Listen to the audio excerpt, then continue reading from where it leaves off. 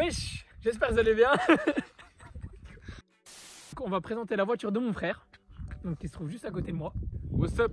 On va passer directement à la présentation de la voiture. Donc c'est une Mercedes classe C 220D, donc c'est un diesel, pas KMG. Donc vas-y, on va directement passer à la présentation extérieure.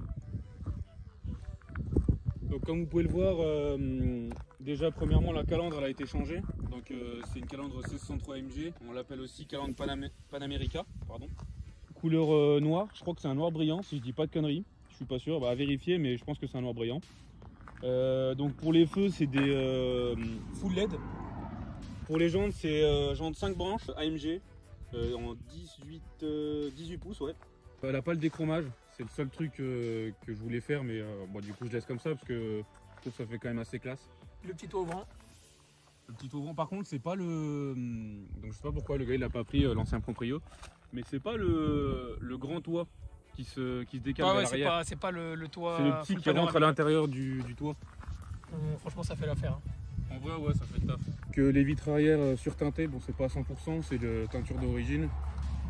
Chrome aussi sur les poignées de porte. Hein. Merde, ça ferme.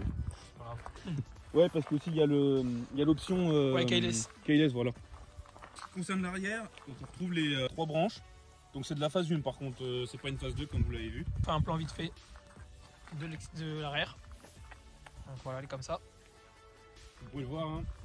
C'est pas les vraies sorties de peau du C43. C'est pareil, l'ancien proprio qui a voulu faire un petit kiff, qui a mis les sorties de peau du C43. Bah, ça rend vraiment bien. Ouais, je l'ai laissé justement parce que je trouvais que ça rendait bien. Non, franchement, ça rend vraiment bien. On peut le voir aussi là, c'est bon, c'est pas une vraie sortie d'aération, hein, c'est une fausse, c'est juste pour le style du pack AMG. Bah, ça rend bien. Bon, ça rend bien, tu vois, mais bon. Donc comme vous pouvez le voir, le noir, bah, c'est une galère. C'est une galère à entretenir parce que la moindre tâche on la voit.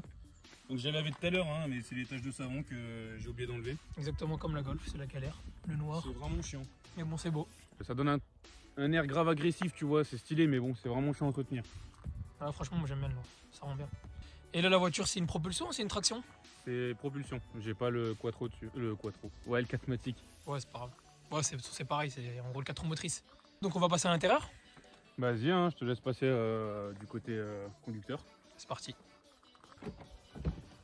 Ici, c'est finition aluminium brossé. Toute la commande pour régler le siège, à la mémoire, sur 3. Donc c'est électrique.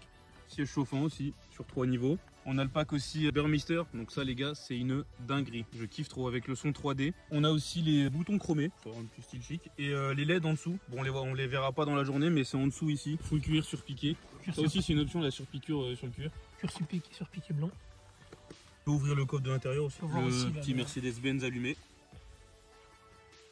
Il y a une option aussi qui est assez rare, c'est la surpiqûre et le fait que ce soit en cuir aussi sur le haut du tableau. Voilà le volant, franchement il est vraiment beau. Avec les commandes.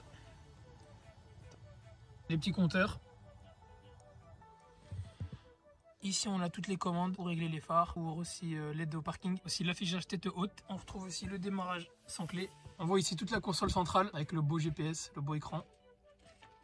C'est du piano black, donc c'est vraiment joli mais assez salissant. Les bouches d'aération. Là, je les trouve stylées en vrai les bouches d'aération, sauf pour ça. Genre, je trouve ça fait un peu cheap ce truc là. Et j'ai une question, pour le démarrage sans clé, comment tu fais si par exemple il y a une panne? Et ben en fait c'est simple, genre le bouton là où tu appuies dessus, tu peux le retirer. Vas-y, retire-le si tu veux. Tac. Voilà, donc après tu as juste à insérer la clé et puis démarrer. On voit aussi un petit rangement ici. Franchement il est assez grand, on peut mettre pas mal de trucs. On voit les sèche-cuir. Franchement ils sont confortables de ouf. Voilà l'arrière, donc aussi en cuir. Donc franchement, il y a vraiment assez de place. Hein. Vous pouvez franchement facilement tenir à 3. Et là, on retrouve la même chose ici à l'arrière, sur la portière. Alors maintenant, on va passer au coffre. Pour le coffre, donc déjà, il y a un double au fond. Ah ok, double fond. Avec pour une le petite cagette il est tout cassé. au cas où on veut ranger quelque chose. Mais sinon, en termes de place, franchement, ouais, il y a moyen de mettre 2 grosses valises côte à côte. Donc ouais, il y a de la place tranquille. Donc maintenant, on va passer à l'essai routier. C'est parti.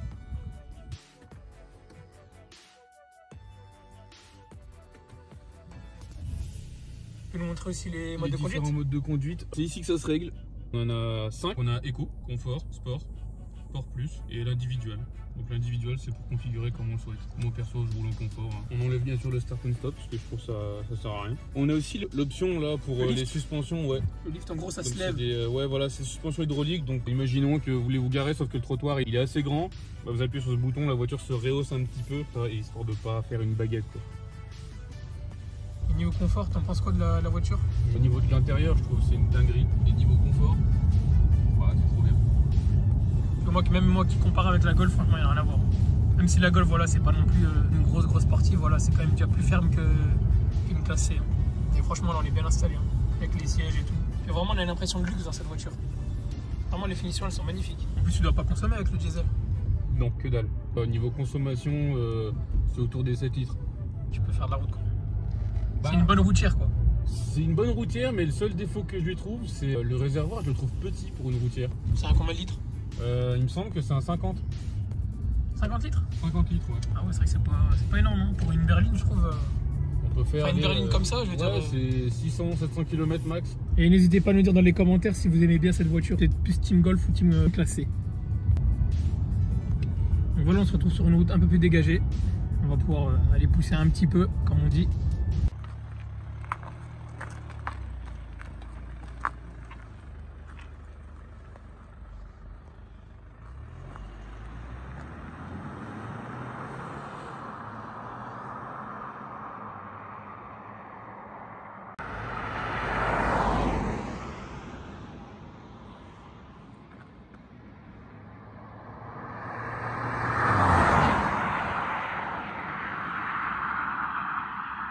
Voilà, on se retrouve sur la route qui est un peu plus dégagée. Bon, les gars, on va passer dans le mode sport. Hein. Je vous montre un peu comment elle pousse. Bon, c'est pas un truc de ouf. C'est déjà ça.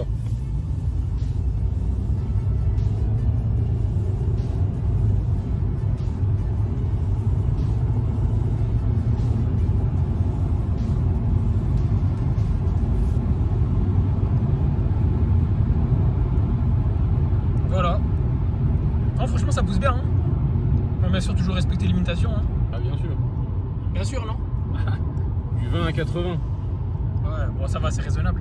Franchement, ça pousse bien. Après, voilà, c'est sûr, c'est une voiture pour rouler tous les jours, quoi. Donc, c'est pas non plus une RS3 ou alors une M4 ou un truc comme ça. Mais en vrai, ça suffit largement, non? On va dire, c'est pas fait pour s'amuser, quoi. C'est fait pour rouler tranquillement. C'est une routière. Et même, ouais, on voit qu'au niveau de suspension, c'est quand même bien souple. Hein. Ouais, par contre, ouais, c'est très souple. Hein. Bon, ça vaut pas une série 5, mais franchement, la route, on la sent pas trop, même quand elle est un peu pourrie. Après, ce que je kiffe, moi, c'est le nombre d'options qu'elle a, franchement, c'est une dinguerie. Puis même niveau extérieur et tout, quand on la voit arriver, des guides pour vos copains, elle est élégante, la voiture. N'hésitez pas dans les commentaires à nous dire si ça vous plaît. Surtout Ouais. des commentaires constructifs. Même au niveau de la direction, c'est très souple, hein, ça se conduit vraiment à deux doigts. Hein. C'est tranquille, quoi. Et en termes de prix, ça dit quoi? Une comme celle-là, à peu près avec les mêmes options, comptée entre 25 et 30 000, en sachant qu'elle a 65 000 km, donc c'est peu quand même pour un diesel. La voiture que c'est, moi je trouve que c'est raisonnable. Je sais pas ce que vous en pensez, vous. Ben voilà les gars, c'est déjà la fin de la vidéo. N'hésitez pas à nous dire si elle vous a plu. Likez, commentez, partagez. Nos réseaux sociaux se trouvent en barre d'infos. On se dit à la prochaine les gars. Lerk.